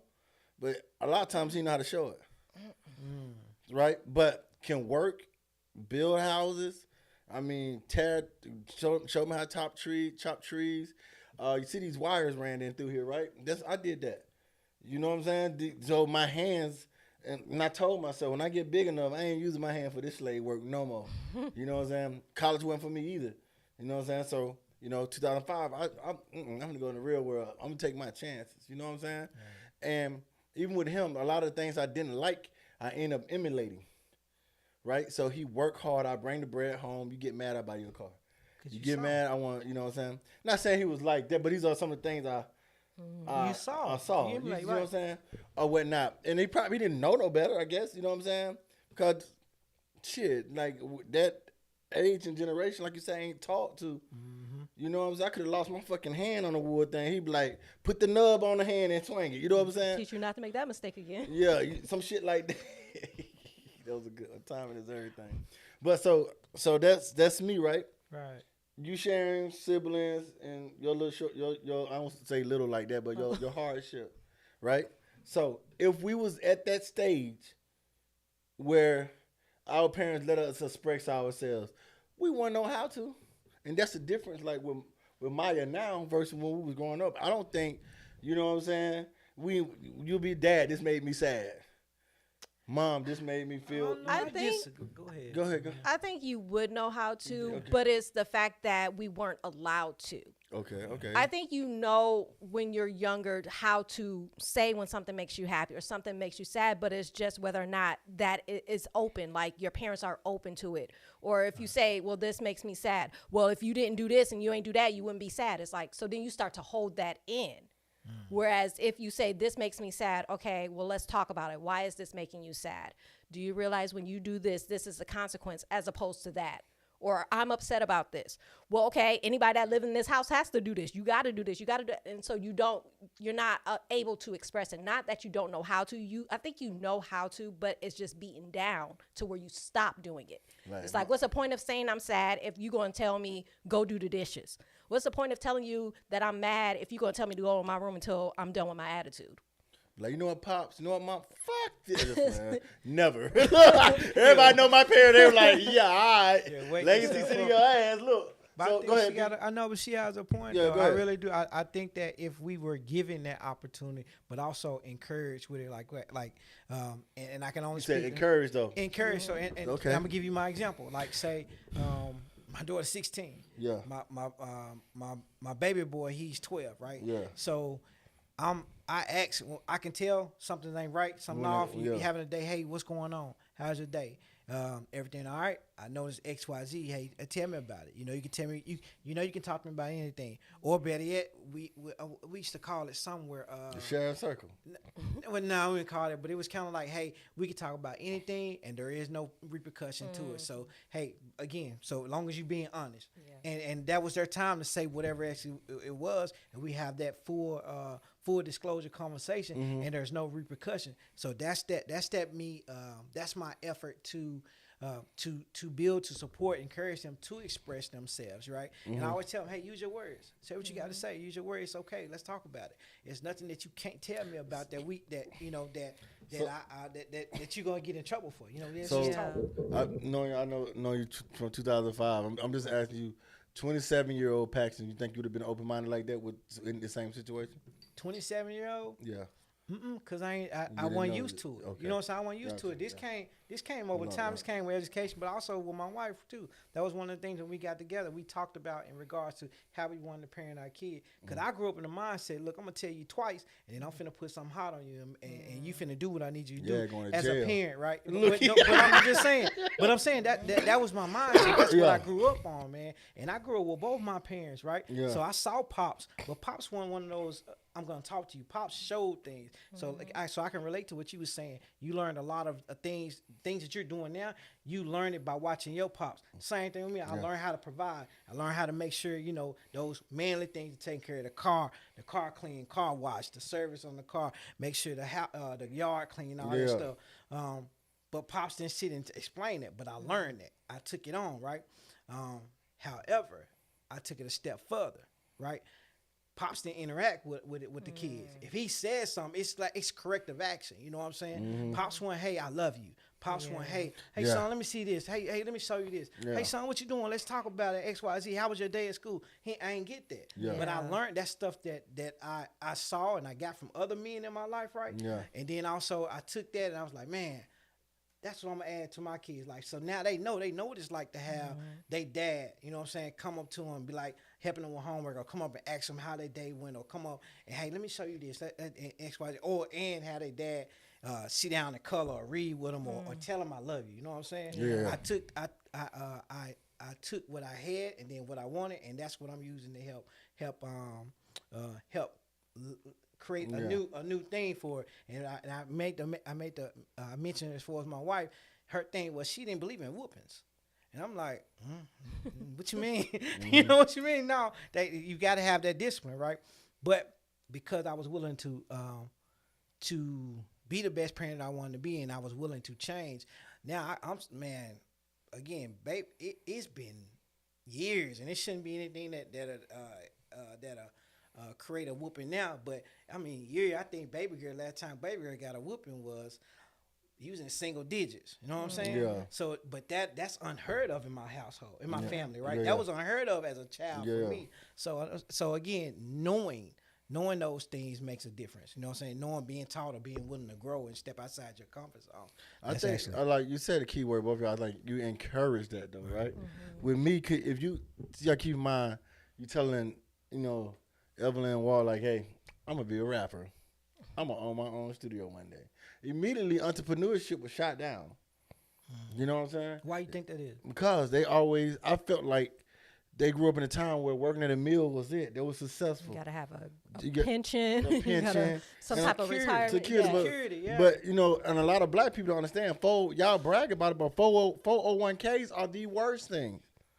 You go and understand what a 401k does. It's so many penalties and handicaps to you. But we ain't taught that because we were pushed to talk, hey, get a good job instead of a career. It's a fucking difference. Yeah, true. You know what I'm saying? So it's a big difference, right? And so during that time, I'm not saying my mom and my dad are slow to about far. They're not. My mom opened a event center in our hometown right now. You know what I'm saying? And my dad, he's a little older, but he can still get busy. You know what I'm saying? Mark can still get busy if we need whatever. But now it's just like a different arena. It's not like adding a patio. Now you got to get judged by the city. So you got to learn how they play chess. You know what I'm saying? So picture that young Cedric saying, this where we are right now is in my future. The scrutiny, somebody believed in me somewhere because they bought me a karaoke machine and a bunch of tapes. to record and rap on. I guess that was I don't know if it was Walt or my mom, but Walt used to buy me some tapes. He'd be like, for Christmas, I want tapes. Because I know I'm going to record, you know what I'm saying? I was a simple kid, but I don't think they knew this magnitude, right? So I can credit my mom for, being in church and teaching me how to activate faith into manifestation. Because faith without works is dead. So there ain't no manifestation in faith if it ain't no work being done. So all those skill sets that you had, you know what I'm saying? You got to activate that faith. The only thing you got to learn is how to get there. You see what I'm saying? Learn how to get there. So it just even like the business subject that I am now, I would tell my bros, hey, I love you guys. Let me say, I let her know I love you. Hey, I love you. I love you. I love you. Because for one, I don't know why I did it. I went to war. I joined the army at the wrong time in my life. And we right here talking. Yeah. Now I'm back. You're no longer there. You know what I'm saying? I had to deal with that. You had to deal with that. Mm-hmm. Constantly having to deal with that. You know what I'm saying? And so it either makes you hard as a man or makes you soften up as a man. But when you did see your brothers, y'all passing, hey, be safe out there. I love you. Boom, boom, boom. It kind of, it's a different world of reality than your own town, and the hardship that you thought was unable to be defeated or come out of. You know what I'm saying? I'm going to read some comments. Hello, I tapped in on a good topic. Hello, everybody. What's that? Chrissy, Arnold, Sharice. I can't see for shit. I can't see. What, hey, make it big again. I can't. What that say? I can't see. Which one you want? Which one you got? I see an Arnold down there. You can't pronounce. Okay, so she said, Miss Arnold said, "Oh, I tapped in on a good one. On a good topic. Hello, everyone." Okay, I should have went with the last name like you did. You smart. I don't know. You tear up any name. So let me ask you, what is your standpoint on whoopings now? I would tase the shit out of a kid. Having so what's my standpoint? What, do you think whoopings are? Yeah. Do you think whoopings are a fair punishment for a child? I'd knock the hell out of son. Nah, dude, no. So it shouldn't be the primary response to a primary course of action. I don't think it should be the primary thing, right? Even no matter what the situation, I don't think that's the primary. Yeah, thing, fact. If you want to, because from somebody that used to get the brakes whooped out me, and grateful that I was raised disciplined that way, and my mom was the primary disciplinary. Mm-hmm. My mama, right? Because people don't understand the secret. Dad don't whoop ass until moms get the bitching. You know what I'm saying? People don't understand the secret how it works. You know what I'm saying? Man. So, but like I was saying, it shouldn't be the primary thing. I think that because you think about those of us who got whooped. Yeah, it taught us some put some fear in our heart for the most part. Taught us some get right, act right, but also, man, some trust issues develop. Mm-hmm. Some anger issues develop. I can speak for me. Mm-hmm. Some anger issues develop. So that's probably the reason why I still, when you say that, can if you don't mind, can you go into detail with that, like about anger issues? No, I want to go to the trust issue part. How to getting a whooping, some that you probably did. Man. Some just hypothetical. If you didn't do it, I'm not saying you did, but just say you think it was overboard. What made you lose trust or develop trust issues after a whooping? Well, you telling I don't know about for y'all, but mama, this gonna hurt me more than it's gonna hurt you, or I whoop you because I love you, right? I ain't never got those speeches. How is this love supposed to hurt? You know what I'm saying? Make that make sense to me. You say you whooping me because you love me. No, I don't think that's like saying I beat you because I love you. Well, okay, all right. I think we're reaching a little bit. No, okay. I'm gonna because you're taught, you're learning to equate that to love. You're disciplining me in this way because you love me, so that's why you're doing it.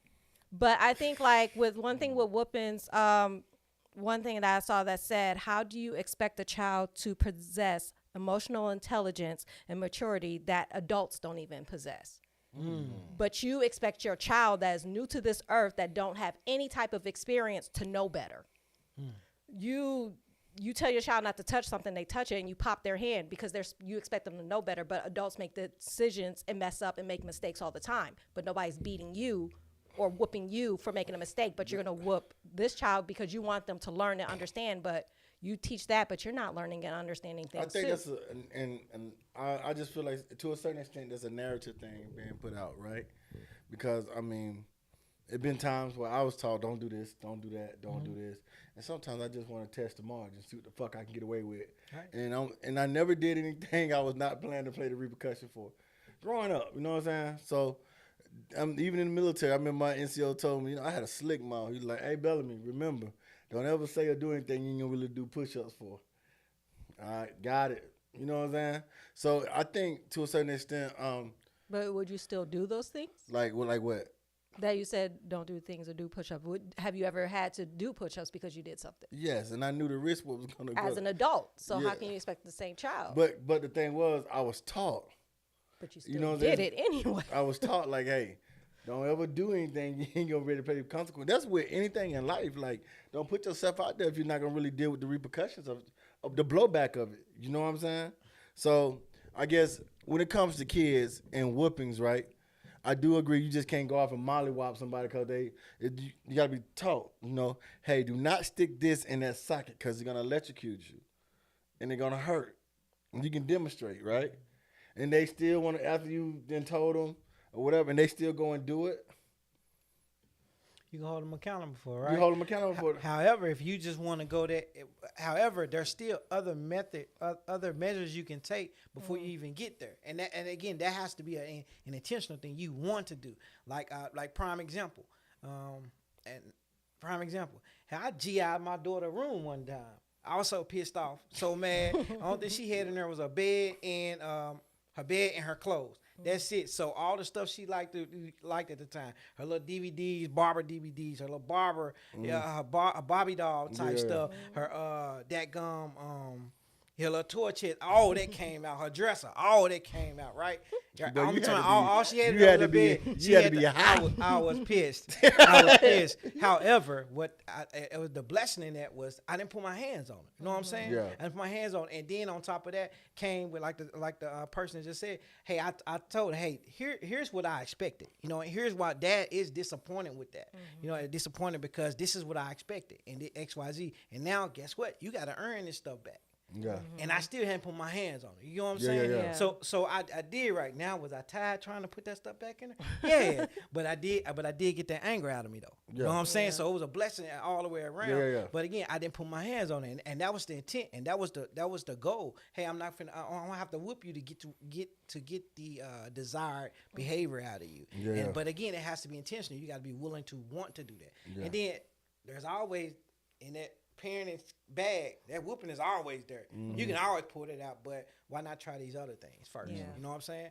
And then here's the thing: there isn't a cookie cutter response because what may work, what worked that time, 6 months down the road might not work. She might be like, okay, cool. I don't like them Barbie dolls anymore. Whatnot? Yeah. That's all right. I got you. You like that phone, right? You love that TV. Let me have that. Let me get that, and you earn that back. You know what I'm saying? Elevation. So it's intense. You gotta be willing to learn, and that's the thing. I think it's a time and place for it. I think I don't know. Like I never wanted to try my pops or anything, no shape, form, or fashion. You know what I'm saying? And it pissed me off a couple of times, but I never wanted. You know what I'm saying? Like, I'm in a dog walk, old buddy. You know what I'm saying? Never felt like that. It pissed me off now. But I think a lot of you boys nowadays and this generation is so disrespectful, and they feel so entitled. And the biggest problem is, and Deion Sanders made this a point too. A lot of these kids are making more money than their parents. Mm-hmm. If you the breadwinner, they ain't trying to hear. That's why Deion said at Jackson State, ain't no kid here finna make more money than me. Cause now you ain't trying to listen. That's why when all them celebrities want to be patriotic and join the military, they was like, no. You know what I'm saying? They're like, no. Because that stature, that money, you can't tell a person that's already, you know what I'm saying, that's already established and feel, especially when the world is in a way trying to tell you to raise your kids. How the people that trying to give you statistics and shit about raising kids don't have kids? Let's see, Ms. Arnold said redirection should be used first, an explanation on why they are in trouble. So The understanding of that was not okay. Do it again, then pop on the leg and or hand, depending on age. I can't stand being upset at my daughter. I'm blessed. She's a good girl. Understood. I can relate to that, man. Yeah, like my daughter, Maya, is she can sustain on her own, right? She can chill. You know, so I think she pretty much just get Prezzie to prove because Prezzie said 2033 is up. So, which I think Maya gonna win. But Melanie, 2 days after she turned 18, we fighting. Melanie, on the other hand, I gotta watch out because I think Melanie know how to turn her autism on and off. What, like Melanie clean punched me in my shit one time. It like my eyes watered. Now I'm gonna call CPS, Child Police Services. She was gonna go to jail over a tablet. You know what I'm saying? Took the Elmo from me. It was up. You know what I'm saying? So I don't know. That one, I'm still learning how she processed. You know what I'm saying? Because it's just like, all right, they trying to say, no, you didn't. Yeah, she hit me square in my shit. I got a big nose too. She clean. Then when she hit me, she gonna say, "My Cedric, I'm not your ownership, not your property, my Cedric." But no, I would not tase my babies. I would not tase my babies. If you read the law, it says you can't put your hands on them. A taser, however, you can shoot from a distance, and you still good. Just for those who want to know. Just saying, how you wet patch? I don't like the way you chuckling over there. Like I'm just stating facts. Go ahead, President. The comments from that dude does not represent the thoughts of the other two people on this. Nah. Well, no, I would never do that. But I mean, it's just different, man. It's just like growing up, they ain't believe in entrepreneurship. They took trades out of school. You know what I'm saying? Trades? Yeah, trade. Like trades. Okay, like Votech. Yeah. Right, vocational. Yeah. Do they still have Job Corps? They still have, and people make Job Corps like it's a bad thing. If you go to Job Corps and graduate, an electrician gonna come out making 6 figures a year. A plumber, 6 figures a year. Yeah. Going to college while you in debt, paying your 6-figure back because you want to say you was in the college is. I'm totally against college. I'm gonna be honest with you guys. I'm in college now because the government paying for it. But if I had to pay for it out of my pocket, guess what? Nope, I'd be getting a trade. You know what I'm saying? Because college are made to put people in debt and keep you in debt. You go to school to get the job to pay back the school that gets you the job. And now college don't teach you how to be entrepreneurs. They make you enslaved to a system that is put for you to work and build somebody else's dreams. This is how I feel about it. Oh, Lord, have mercy. Cool. No, I mean, that's how I feel about it. I have a college degree. I think, I don't know. I'm like, what did I learn at college that helped me on my job? Point exactly. No, I'm not. No, but a lot of, I mean, to get into the job that I previously had, I had to have a degree. Mm-hmm. Then I learned skills and everything, and then I was able to get the job I have now, which because I learned those skills at a lower paying job, that I get a job where they doubled my salary from my other job. But did you learn it in college? How to do that? Yeah. If I probably paid attention, I would learn how to. No, but it's just because jobs require college plus years of experience. Mm-hmm. Where before just having a degree was good enough. Now you have to actually have experience, and it's hard to get experience when people don't want to hire you because all you have is just the education. But you don't know, you have the book knowledge, but not the actual work knowledge of how to do it. And that's how that's where that catch-22. And that's how the military was able to take a lot of people's jobs because, like she said, if you was a phlebotomist for 15 years in the military, you didn't go to college for it, but you certified, you went to basic training, got all your stuff. You get out as a phlebotomist, the person that just only graduated without no skills going to lose their job to the person that been doing it for the last 10. Because all your certification. Until they require that. I have one person, so I'm a corporate educator. Damn. So I have one person now in my class where he's in this job now because the job he was at before he was doing for 10 years, but then they came in and say, now you have to have this degree for this position. And he did not have the college degree, even though he's been working there for 10 years. So now he's a husband, have 5 kids, and having to start over. Yeah, you gotta go to the military, buddy. If he got 5 kids, do you think his kids is like, his oldest one is like in 20s. So he can't go into the military at this point. But so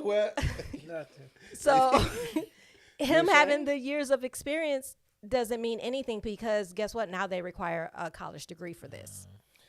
I went to Job Corps, graduated with my medical assisting with phlebotomy and EKG.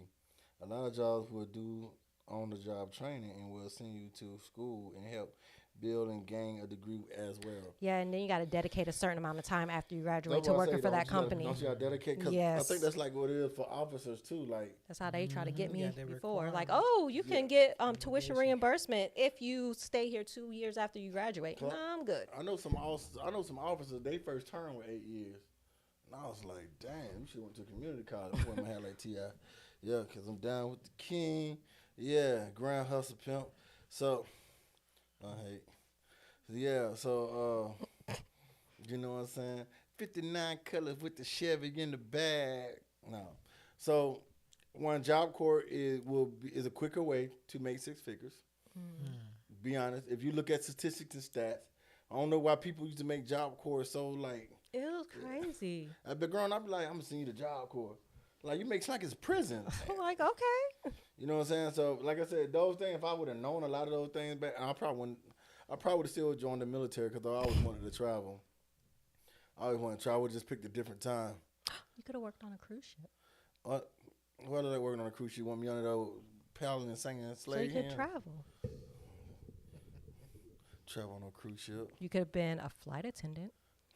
I would land that motherfucker upside down like my boy Denzel. I ain't say a pilot. I said a pilot. What I look like being a flight attendant? To travel. No, I don't want to be a flight attendant. Like, okay, then.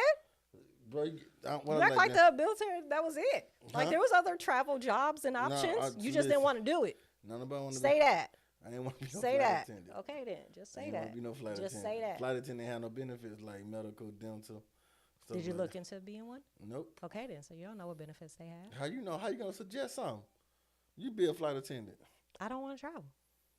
You lying, boy. I didn't want to travel. You said you wanted to travel. Show. When? Fred, you been lying this whole show. About what? I used to keep track of my lies. That's not a lie. It's a track 8. Hey, yo, check this out. Ain't nothing. So, let's see. A lot of jobs we just read that one. So, I just feel like, I just don't like nobody telling me what to do. So you went to the military. you laugh, I made rank fast as hell. Like, I don't want to be told what to do. Let me go to the military. Yeah, but I just had to deal with that for a little bit. But I made rank fast as hell. So I wouldn't be told what to do. You know what I'm saying? And I ain't had the answer but to one person. If you know anything about E6 and stuff, the captain of E7 and probably first sergeant, but most of the time, that's why they make you do not EFTs, the FTX. Because the captain is grading you as an E6 and different things of that nature. Yeah, you report to your E7s and stuff for that nature, but after that, it takes the DA? Well, not the DA, the people that promote you to E7, whatever. Non-civilian people, non-military personnel. I didn't like nobody tell me what to do. So I made fast rank, fast money, and I did my thug this. Damn, we should have had her call in. Are you going to come on the show? You can, but if it's what you love to do, it's not the issue to stay there for a certain amount of time. You always have to make sure you have experience, and everyone had to start somewhere from what you did in school compared to being active in your professional. It's different. You have to do things how that company wants it done. That's true. That's why I got my own company. I don't have to do things how the company wants it done. Because you make up the rule, you make up the SOPs, though, don't you? Yeah, because I guess you got to get to Alpha Dog. I guess you do have to Your new name is Z-Dog. Get to the position to where you're in the position to where you are the one making. Yeah, that's what I'm saying. Making the rules and deciding how things been done. And how about you, Paxton? You like being told what to do? He's gonna be like, yes, I do love being told what to do. Matter of fact, it's peaceful. No, I like working. I like making money. I like being able to provide for my family, man. I like that. I like that. So that's a high for you, spying for your family and working. Man, most definitely. That's That's my role, man. That's a pride thing. It hurts me to my soul if I can't provide for what for my family. That hurt, man. That's a strike against me as a person, as a man, as a father. So so I like working, and I think it's a blessing in disguise that my mindset is I'm gonna work until I can't work anymore. I don't mind doing it. I get it, but again, it goes back to what I saw. Remember that? It goes back to what I saw. I saw Pops, Pops works 14, 16, 17, 18 hours a day at times. You know what I'm saying? Mm-hmm. He was a provider. So that's what I saw. And again, I don't regret it. I think it was a blessing that I learned how to just. I saw that too. That made it my business to break that generational curse. I'm like, Well, you know better, you do better, right? Yeah. So that's kind of why one of those standards is, hey, man, we need to, for my household, hey, you got to go to school. You gotta go to school. You gotta get a career. You gotta do something. You gotta be able to provide. That's definitely gotta do. But I also encourage them to think outside the box too. Don't the cookie cutter thing don't have to fit for you. Mm-hmm. You can make your way, but it ain't gonna be given to you. You got to put in some work and get it done. Yeah, but I'm gonna encourage that. Think, hey, if you can create your own path or create your own company, create your own, invent something. Hey man, go for it, do it. But you gonna have to put in the work and do it. But you can do it. So my job is to show you that hey, you need to be working. You need to provide, but also. My job is also to encourage that creativity because, man, they going to create something new. You know what I'm saying? Somebody had to come up with these iPhones, right? Somebody had to think outside the box. Somebody had to think outside the box, the Tesla cars that drive by themselves. So what's wrong with our kids coming up with something that's going to that's going to do something? We can do it. And the next greatest invention going to come from 15 black kids. 15 black kids. Yep. Okay, got it. They're going to change the world. We're going to read about it one by one. I'm like, oh, I knew Rochelle was going to do it. I knew Malachi was going to do it. You know what I'm saying? Where the 15 black kids coming from? Do we know them? No, we don't know them yet. They're on the other side of the world. Why 15? They're going to come from Dr. Seavey Village. Why 15? Huh? Why 15? Because you divide it up and leave an odd one out. What? So why not 21? Because I like 15. Well, we could do 26, but see, you ain't there yet. You ain't woke. You done lost everybody with that. Exactly. Ain't nobody sense. Work your way up. So we read Miss Honor. She said, "You can do it, but it's what you love to do.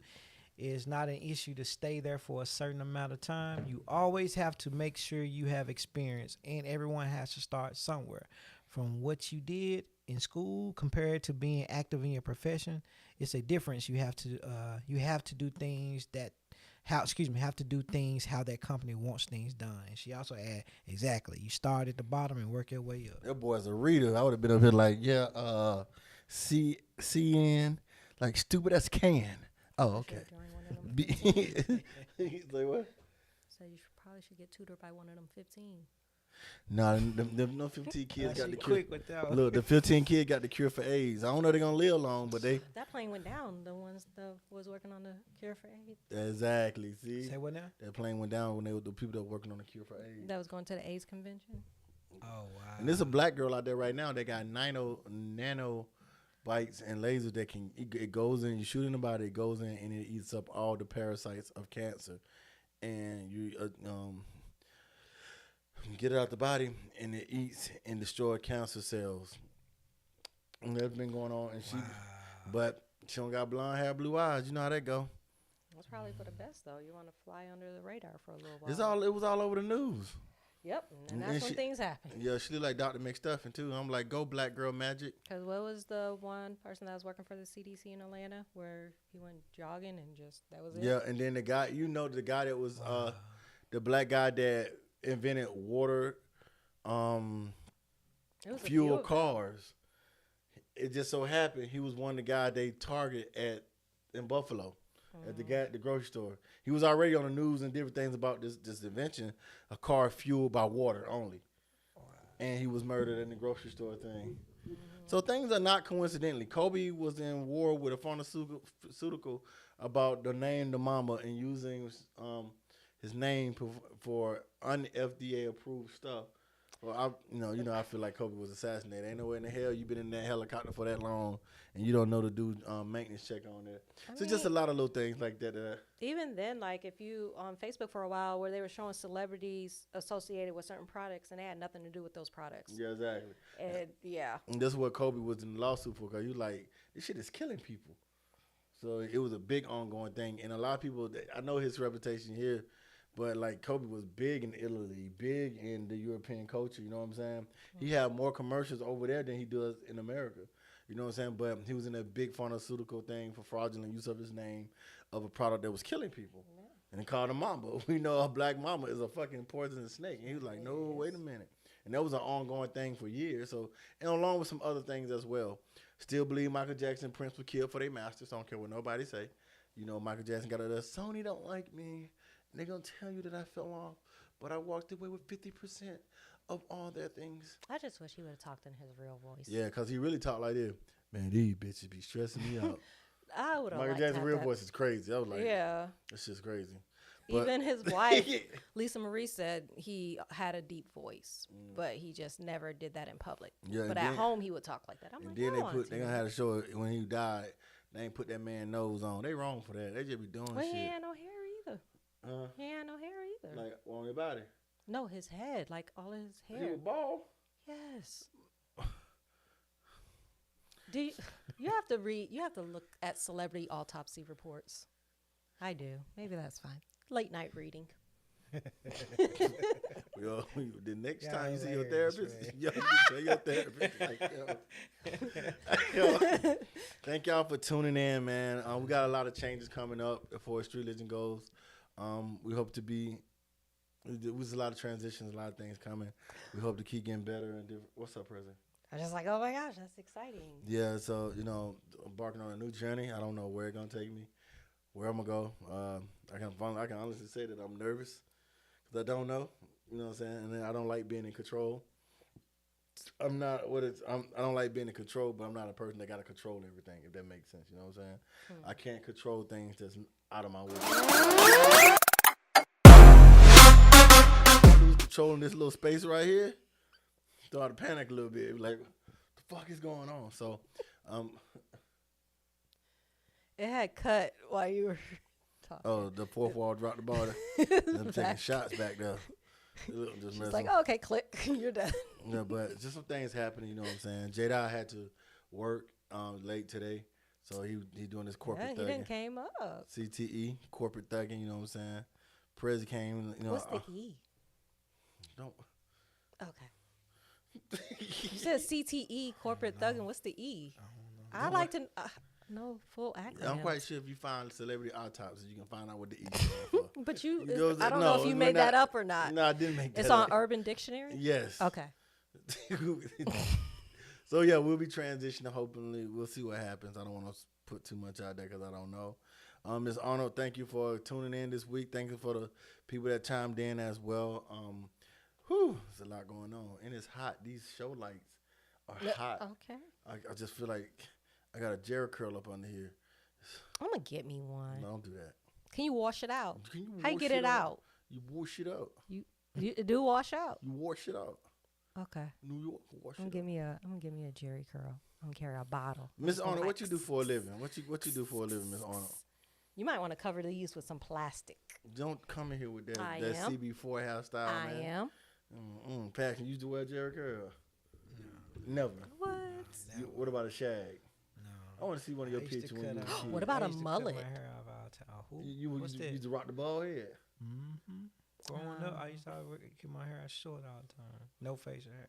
Growing up. I ain't start keeping facial hair until out of the military. Dang. I couldn't wait. Well, I had a beard in the army, so. Yeah, you ain't follow rules. I know. My face burnt up. First of all, the army gets you in there and they give you Star Crunch face. And they be like, oh, shave. And you're like, no, I'm not finna come around here looking like my face is sponsored by Lil Debbie. You know what I'm saying? Nice goatee. It's all good, man. You said you want a nice goatee. Yo, you wildin'. Hey, yo, I'm Legacy. You got anything to say to the people, Prezzie, before we get up out of here? Huh? You got anything to say to the people? Yo, you get on my nerves. You got anything to say to the people? Oh, people, congratulate me. I got a raise and a bonus. Yeah, I was waiting on you to say it for the Thank longest. you, Like, people. why you drag that out at the end of the show? Like, I was waiting to celebrate. Because then the people that want to borrow money gone. Oh, yeah, because we down to 3 people now. So they died off on the serious stuff, so I ain't got to worry about that. See?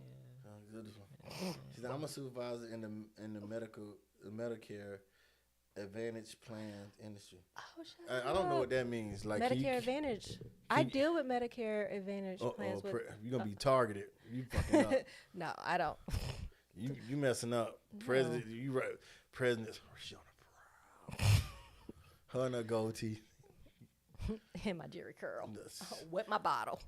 I don't even know this summer. What does that mean? I'll be turned up this summer. Yeah, Lala, that's my soup. What's a soup? Supervisor. She ain't say that. Shut your. Hey, what's the job? What's the Medicare Advantage plans. So Medicare Advantage plans, when it comes to insurance. Oh, we already know y'all don't take care of special need kids or soldiers with PTSD. No, they don't. I work for a medical company. I know certain things get covered. You get the Republican for top of the food chain. Y'all don't care. Oh, so now I'm Republican. I thought my last job was Republican. Oh, it was, huh? I gotta get you a Tea Party. I'm a Tea Party. That's a topic for later. Paxton won't be here for that. He deal with some other corporate shit. Like, that's not my pay grade. Paxton strip at the nursing home. His stage name is Memphis Serb. No sense, dude. No whatsoever, man. No, we love you guys. Have a blessed night. Want to pour life, prosperity into the rest of your week. Everything that you touch is blessed. Everything that you desire that is good for you, that's in God's will, is given to you. You know what I'm saying? Because I'm mad that I learned that late too. Pastor, if you watching the end, you should have told me pray that's in God's will, because you be praying for stuff that's not in God's will. He ain't gonna get it to you. So we that was a waste peace, of prayer. Love, and soul. Train. Peace. No, now she late with the turn it off. Look, this nigga here, boy. She having her soup up here. Yeah.